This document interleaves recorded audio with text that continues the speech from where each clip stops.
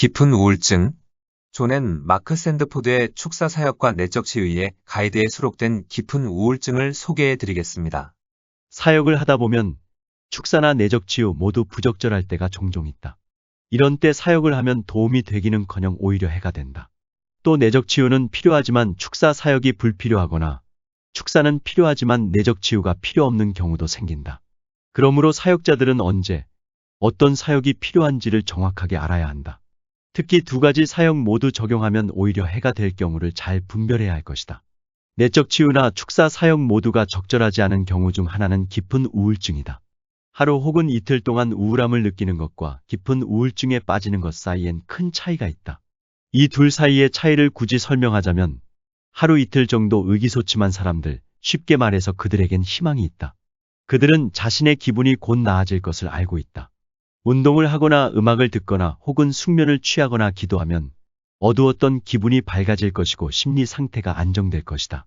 그러나 깊은 우울증에 빠진 사람은 내일이 오늘과 비교해 달라질 것이 전혀 없다는 것을 안다. 그들은 소망 없이 하루하루를 살아간다. 내일은 오늘과 같이 어두울 게 분명하다.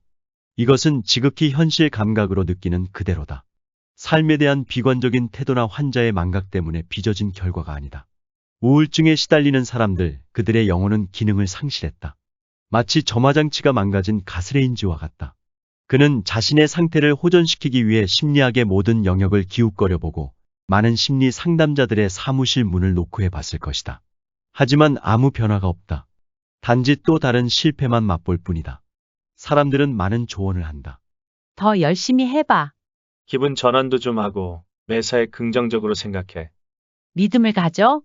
이 책을 읽어보는 건 어때? 그 식이요법이 괜찮더라. 좀 더 안정을 취해봐. 하지만 안타깝게도 열거된 조언 모두 아무 도움이 안 된다. 게다가 그에겐 이런 일들을 실천으로 옮길 의지조차 없다. 사람들은 좋은 의도로 이러한 조언을 했겠지만 이러한 조언은 그들이 그의 상태에 대해 전혀 이해하지 못한다는 사실을 반증한다.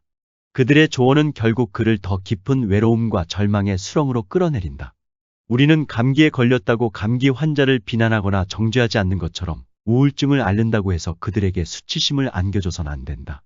우울증에 걸릴 수 있다. 이것은 나약함의 표시가 아니다. 큰 믿음의 소유자들도 우울증에 빠지기 때문이다.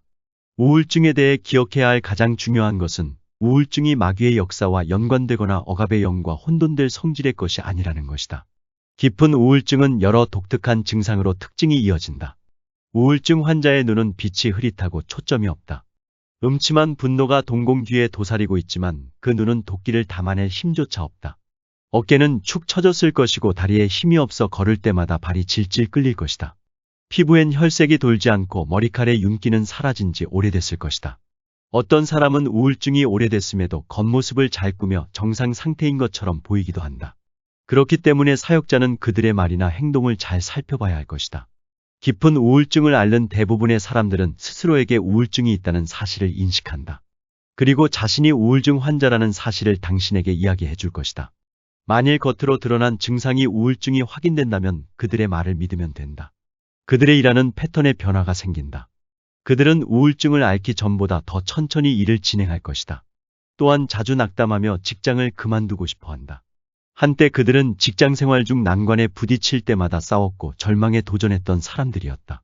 깊은 우울증 환자들은 그들이 과거에 즐겼던 사회생활부터 한 발짝 물러선다. 그들은 수면 시간이 부족하다고 불평할 것이고 아무리 잠을 자도 개운해지지 않는다고 투덜댈 것이다. 과거에 보였던 활기찬 사회성은 더 이상 보이지 않는다. 남들의 비난을 대수롭지 않게 여겼던 사람이 이제 그것을 붙들고 끙끙 앓기 시작한다. 그러다가 그 비난과 함께 깊은 수렁에 잠겨 더 이상 삶의 균형을 잡지 못하는 지경에까지 이른다. 우울증은 여러 가지 원인에 기인한다. 한 가지 요인 혹은 두세 가지 요인의 조합이 그 원인이 된다. 가장 주된 요인은 성취적 기질이다. 어린 시절 우리가 어떤 일을 잘하지 못했을 때 나는 사랑받지 못할 것이다. 혹은 나는 사랑받을 자격이 없어 라는 거짓말을 믿으면 우리는 성취적 기질에 지배받게 된다. 성취적 기질은 공력을 쌓아야 구원을 받을 수 있다는 신학적 오류와 동일한 가치를 표방한다. 성취적 기질을 갖고 있는 사람들에겐 두려움이 삶의 원동력이다. 그들은 거절당할 것 같은 두려움, 남들이 자기를 비하할 것 같은 두려움 때문에 열심히 일하고 또 많은 것을 성취하려고 한다. 그들은 종교의 영이 노리는 손쉬운 먹이감이다. 사람들은 성취적 기질의 극단으로부터 추락해 우울증의 흑해 속으로 빠진다. 또 여러 가지 일을 성공하다가 깊은 우울증의 수렁에 갇히게 되기도 하는데 그것은 성공하는 동안 내가 잘해야 사랑받는다는 거짓말이 그 진가를 발휘했기 때문이다. 그가 지금까지 잘해왔고 시간이 지나면서 더 많은 성공을 거뒀을지라도 더 많이 사랑받거나 훨씬 더 안정적이라는 느낌을 받지는 못한다. 그러므로 그는 그래, 여기까지다. 난 더 이상 못해. 열심히 일했는데 아무 대가가 없으니 더 이상 못하겠어 라고 말한다. 이렇게 서서히 우울증 속으로 빠져 들어가게 된다. 반면에 만일 그가 어떤 일을 제대로 성취해내지 못한다면 그는 스스로를 비난하면서 어떤 일에든 덜 성취하려고 할 것이다. 그래서 덜 성취하면 기분이 나빠지게 되고 성취감의 동기가 사라져 이후에 그가 성취하는 것은 더 적어진다. 결국 이 경우에도 그는 나선을 돌면서 깊은 우울증으로 접어들게 되는 것이다. 사랑하는 사람이 죽거나 이혼하는 경우, 사고를 당해 수족이 잘리는 경우, 퇴직 후 고향을 떠나 친구나 교회 식구와 못 만나는 경우, 직장 일에 지치거나 장기간 출장으로 가족을 못 보는 경우 또는 친구로부터 거절당하는 경우 받는 상처들은 우리의 감정 체계를 넘어뜨려 우리를 우울증에 빠뜨릴 수 있다.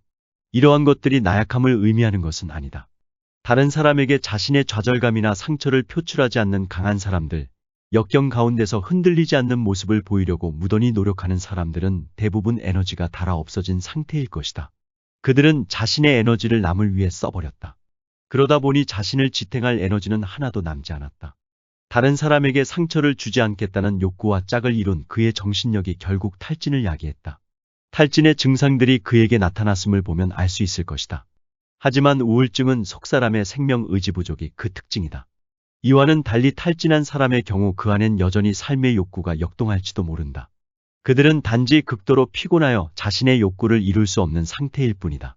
하지만 우울증에 빠져있는 사람은 삶의 욕구마저 상처로 다가온다. 열정을 쏟으며 노력했지만 수없이 실패를 맛봐야 했다. 우울증에 갇힌 속사람은 감정의 문을 닫아버렸다. 아무것도 느낄 수 없다. 그것은 너무 가슴 아픈 일이다. 여성의 경우 산후에 찾아오는 우울증을 앓기도 한다. 체내 화학물질의 불균형이 동반되는 경우도 있다. 어떤 종류의 우울증이라도 그 이유가 무엇이든지 간에 체내 화학물질의 불균형과 동반될 것이다.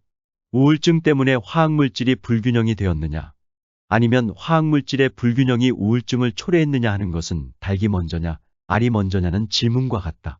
중요한 것은 우울증이나 화학물질 불균형 모두 치료되어야 할 대상이라는 점이다. 그래서 사역자들은 우울증을 다루는 데 있어서 의료계 종사자들과 협동해야 한다. 깊은 우울증 다루기. 모든 경우에 깊은 우울증을 다룸에 있어 다음을 기억하라. 마귀가 우울증 환자를 부추겨 그로 하여금 높은 곳에서 떨어지게 할지라도 우울증 자체가 마귀적인 것은 아니다. 우울증이란 사람의 영이 죽음을 맞아 그 기능을 상실한 상태를 말한다. 그리고 이를 다루기 위해선 끈질긴 구원 사역이 필요하다.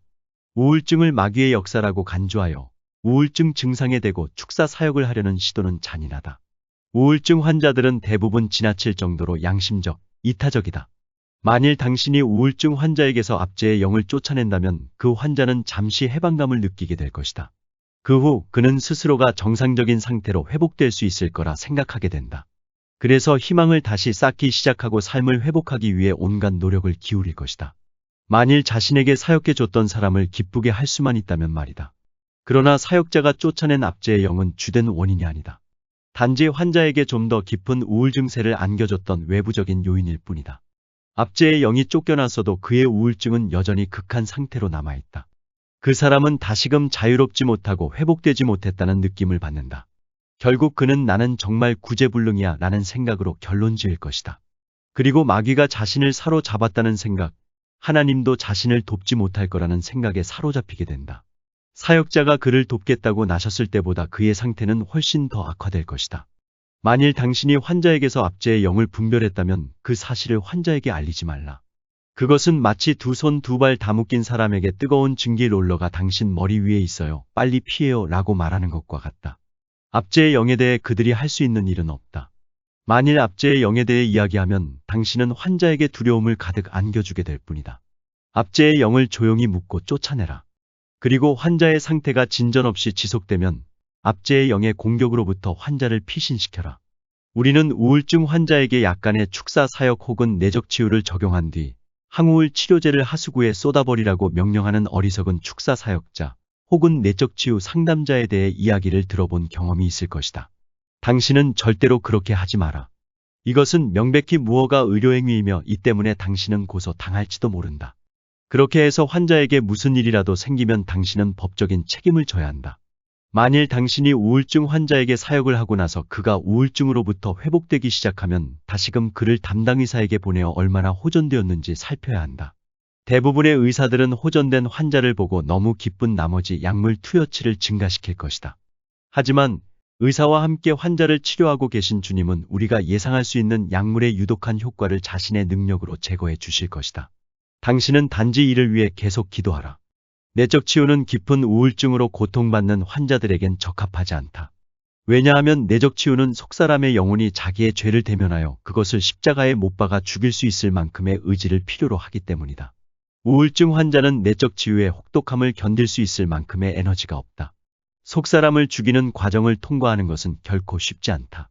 내적 치유 가운데 감정의 변화가 일어나곤 하는데 변화된 감정은 사람의 통제 영역 밖으로 튕겨나가기도 한다. 감정의 균형을 잡는 것엔 많은 에너지가 소비된다. 그러나 우울증 환자는 균형을 유지할 힘이 없다. 우울 증세가 극에 달하기 전, 즉 환자가 여전히 내리막길에 놓여 있을 때 내적 치유는 환자가 완전히 추락하는 것으로부터 구해줄지도 모른다. 그리고 환자가 충분히 회복되면 내적 치유를 통해 우울증의 근본 원인이 되는 뿌리를 다뤄야 한다. 그래야만 환자가 우울증으로 회귀하지 않는다. 마찬가지로 환자를 둘러싸고 있는 마귀를 축출하는 사역은 우울증 환자가 극한에 도달하기 전에 도움을 줄 수 있다. 그리고 그 후에 환자는 기력을 회복할 것이다. 사역 중에 회복되진 않는다. 이것은 우울증 환자를 다루는 사역자가 두 가지 사항을 인지해야 함을 말해준다. 첫째, 환자의 우울증이 어떤 단계인지 알아야 하고, 둘째, 마귀의 역사가 있는지, 만약 있다면 마귀가 어느 정도 그 환자를 압제하고 있는지, 그리고 마귀의 압제받는 원인이 있는지를 알아야 한다는 것이다. 그래야 환자의 상태가 충분히 호전될 때 그 원인을 다룰 수 있기 때문이다. 사역자는 자신의 경험을 통해 손쉽게 우울증 환자의 상태를 간파해낼 수 있다. 하지만 압제의 영을 분별하는 것은 쉽지 않다. 분별하는 일반적인 방법은 다음과 같이 적용된다. 어떤 사람은 마귀의 냄새를 맡음으로 분별한다. 또 어떤 이유에선지 모르겠으냐 어떤 이는 마귀를 보기도 한다. 즉 저마다 분별하는 방법이 다르다는 얘기다. 나는 스스로 짐을 지는 타입이어서 그런지 환자에게서 압제의 영이 분별될 때 내가 압제당하는 느낌을 받는다. 나는 환자가 느끼는 억압을 느끼게 되고 이것이 곧 마귀의 역사임을 알게 된다. 각자 저마다의 자동 표시기가 있으니 그것이 무엇인지 알아야 한다. 때때로 어떤 특별한 이유 없이 갑작스레 우울증이 사라지기도 한다. 이것이 사역의 결과라면 그 효과는 장기적일 것이다. 그땐 온전한 치유를 위하여 기도 동역자를 찾아 그리스도의 부활의 능력이 그 환자 안에 접목될 수 있도록 기도를 부탁하라. 환자가 다시금 생기를 회복할 때까지 기도는 계속되어야 한다.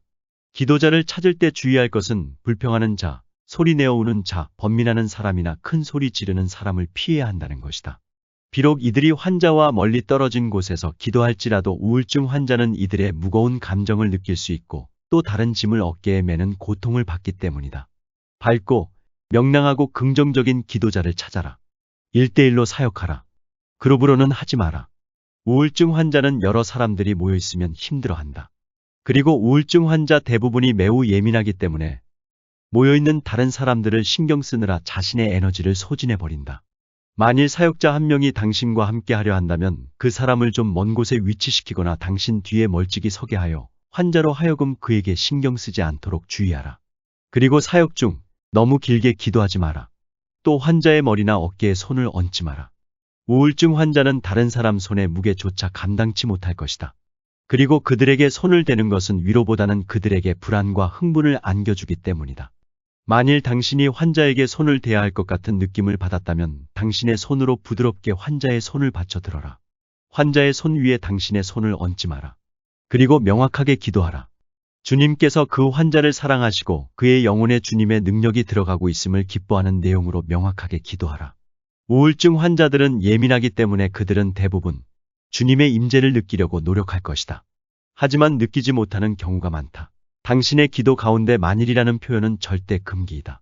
이것이 만일 하나님의 뜻이라면이라는 문구로 기도한다면 우울증 환자는 다시 한번 절망에 빠지게 될 것이다. 기도가 끝나면 곧 바로 자리를 떠나라. 하지만 다음의 인사는 잊어선 안 된다. 나중에 다시 만나고 싶습니다. 그리고 정확한 약속 시간을 정하라. 환자가 당신을 찾아오기를 기대하지 마라. 당신이 환자를 찾아가야 할 것이다. 만일 기도를 했는데도 우울증이 사라지지 않는다면 환자는 더 이상 어떤 노력도 기울이지 않으려 할 것이다. 그래서 당신이 그를 찾아가야 한다. 환자에게 기도하기 위해 환자의 일상으로부터 떨어진 장소를 물색하는 것은 좋다. 가능하다면 그렇게 하라. 새로운 장소는 환자의 기분 전환에도 도움을 주고 환경의 변화를 통해 환자의 믿음이 격려되기도 한다. 약속 시간은 철저히 지켜라. 당신이 늦는다면 그 이유가 무엇이든 환자는 이럴 줄 알았어. 난 또 거절당했다고. 늘 그랬지. 난 다른 사람에게 귀찮은 존재거든 이라고 생각할 것이다. 환자를 위해 계속해서 기도하라. 끈질기게 기도하라. 함께 있을 때 기도하고 따로 있을 때 기도하라. 환자가 우울증에서 해방될 때까지 말이다. 그러고 나서야 당신은 환자에게 남아있는 쓴뿌리가 무엇이든 그것을 제거할 수 있게 될 것이다. 우리 기독교인은 우울증을 치유할 수 있다. 하지만 항상 의사와 협력해야 한다. 그리고 우리는 주의 깊게 사역해야 한다. 좋은 의도와 열정을 가졌을지라도 크리스천 사역자가 종종 우울증 환자에게 해를 입힌 경우가 많다. 이런 경우는 사역을 안 한 것만 못하다.